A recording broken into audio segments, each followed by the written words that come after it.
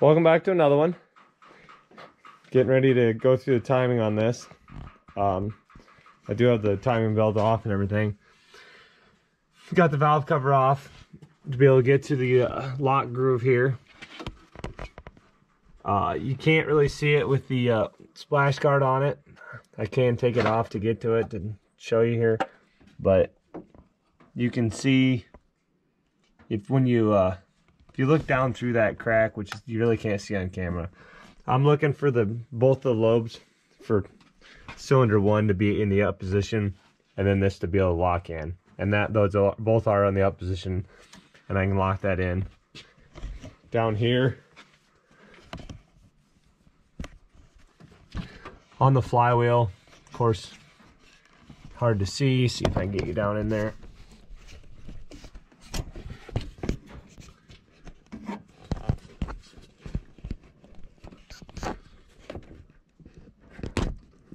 I can't get the camera down there.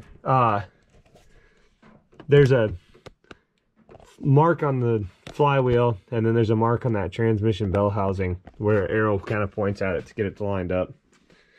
And then on the injection pump, it's got a notch in the back of the tooth here on this tooth for top dead center, and then there's a line right here that it grooves with a groove on the plate, which lines right up with the center of the pump. This has a pin or dowel that goes in here that locks through this pulley or that gear with the locking plate in the back. Bill slides it in to get it top dead center. Of course, none of them actually fit perfectly. And I do have the Volkswagen one. This is one of the Volkswagen ones. I have a couple of them. None of them seem to actually fit perfect. They all seem like they're a little loose. So when I do this, I end up holding this down and get that lined up to be able to line that up. Just put a little pressure on there. The trick in doing all this is you have to have the cam sprocket free spooling to be able to get all the slack out of this belt to actually get it lined up. If you lock it in, if you get the cam locked in, the injection pump locked in, and your piston and top dead center, you get this all together and you go to tighten it up, it'll actually rotate everything out of time. It won't be perfectly aligned. I am waiting on a new dial indicator valve or gauge to be able to get to actually get this, what they're going to call a static timing on this pump set. I have the gauge, but I cannot find the adapter that screws into the back of this. Found all my timing tools and everything was together, but for whatever reason I'm missing the adapter that goes in the back. So for now, I'm going to just get everything timed here. I might be a little bit off on that pump, one way or the other, but said it'll be close, and we'll see if we improved or gotten worse. When I did check the timing when I started here, everything was close, but it wasn't spot on. I was top dead center here and here, but the pump was just a little bit out of tweak. And because when I did the timing last time, I didn't have this loose. I didn't have that sprocket loose on that cam. And so when I do tighten that up, it kind of takes out of whack. I said it ran fine. Might be part of the problem now. But yeah, we're going to do it the right way, get everything timed perfectly. Once I get this all together, I'll show you where everything lines up, and then when we go to torque that down. Okay, I got everything timed. I didn't get it on film. It's kind of hard to do with trying to do this all at the same time with the camera and everything. But I'm going to show you what we did here. So I got the dowel pin there in the gear for the injection pump to hold that in line. and it's got the timing mark on the back of the gear that lines up with the center here. That's in there. I took the tool out now, but had the cam lock plate in to hold that groove in, lined up there, which keeps cylinder number 1 at top dead center. So both the lobes on that camshaft are pointed generally up. They're not really up, but they're more slightly up and back that way, and slightly up and forward this way. And then try to get the mark here. If I can get the camera down here.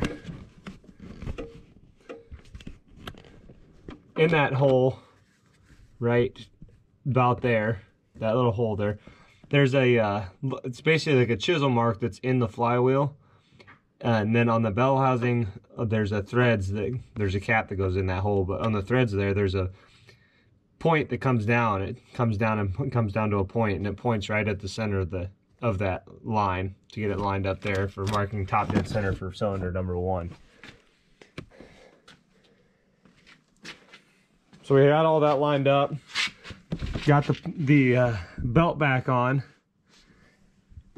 and remember I had the camshaft gear here, the pulley or the gear on the end of that camshaft was loose when you do that.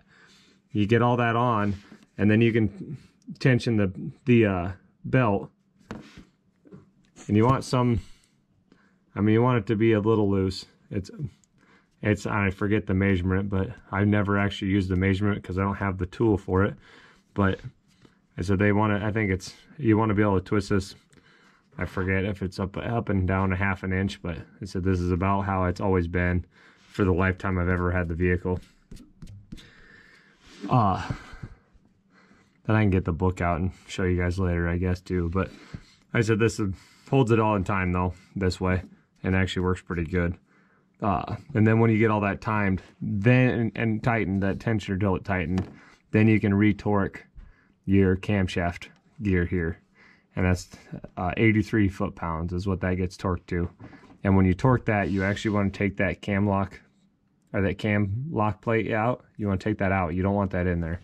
And I took the dowel out to do all that. And of course, once you start going, it'll want to spin over. And that roughly is about 40 foot-pounds when that starts to spin. And I kind of help hold this with my hand a little bit as I do it. Once you get closer past that, then I just stick a screwdriver or something in one of the gears and help hold it there and kind of tighten that down. Once you get that all tight, then you want to do 2 full revolutions. So you want to go all the way around twice, which will bring you back down up top dead center on cylinder number 1 again, and then recheck everything and make sure. And that's what we're doing now. So I can put my dowel pin back in. I can get my dowel pin back in the hole, and it lines back up with the pin, or the hole there. I can get my lock plate back in, and I'm lined up on that groove on the other side. And once you're done with that, then that's when I would normally check the static timing on the pump, which there's a plug in the back of this pump you'd undo. Of course, you got to take the injection lines all the way off to get to it and put that in there, and you put a dial indicator in there to see how many millimeters it is on that plate, advancement plate that goes through there. I don't have the adapter for it. I gotta find a new one or order a new one or something for it. I have all the other timing tools. Like I said, I had all the dowels and the locking plates. Like I said, I have a couple different sets of these. When I did the rebuild kit with it, I got some with that because I ordered the tensioning tool for the timing belt. This one is the one I got made a long time ago. I had a friend of ours that was helping me rebuild that injection pump, and he actually took it had a piece of rod at work that they put in the lathe and laid it down to be able to fit in there. And so I had all that stuff and everything all in one spot with the dial indicator, but I don't have the adapter.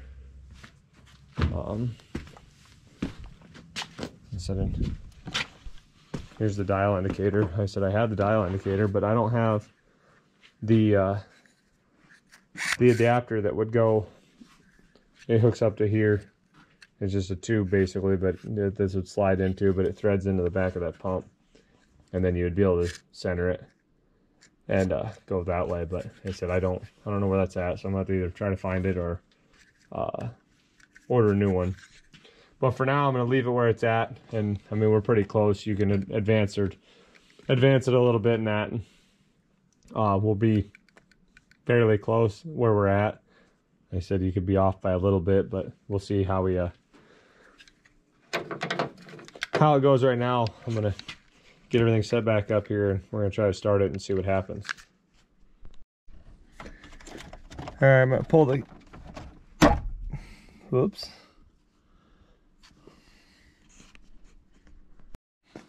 All right, I got the cold start cable pulled out. Of course, I broke the plastic knob on it, or popped off. I don't really know if it broke, but popped off. But got it pulled out.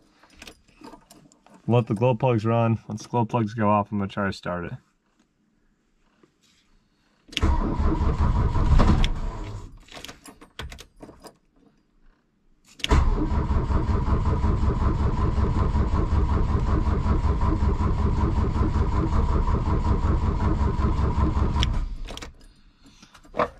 Try with the cold choke in, or cold start in.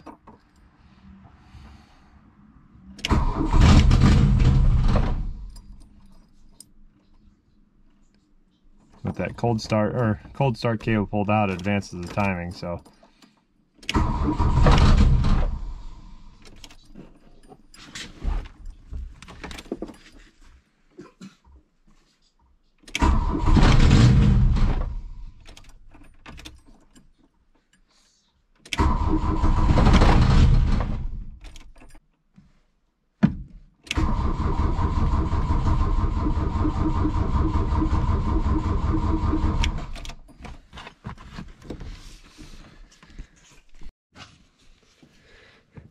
Now that everything's, I verified timing and all that, and the way it wants to run right now, if I pull that cold start cable out, it really doesn't do a whole lot of anything.